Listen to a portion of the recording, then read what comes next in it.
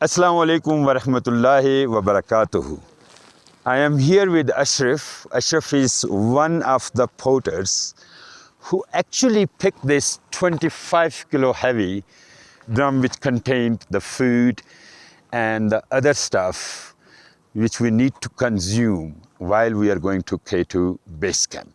Ashraf is from the nearest village, which is roughly 25 to 30 kilometers, called Ashkole. Let me show you what is the difference between his shoes and myself. Did you see these flip-flops?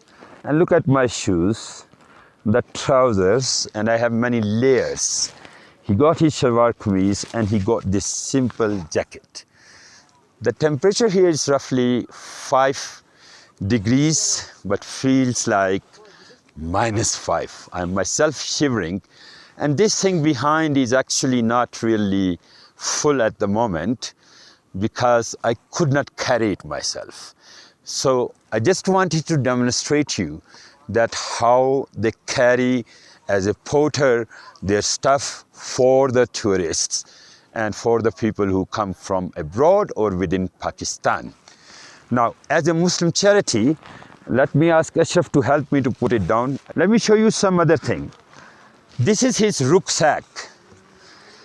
He has this sport, which is just a simple cloth, do not have really any sport inside. It's this pipe and this pipe which actually touches his back.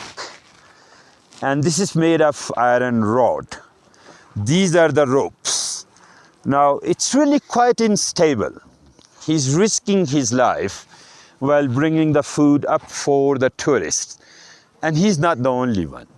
There are roughly 500 to 600 porters every year who do this job between June to August. So it's roughly June, July, August, and some time of September.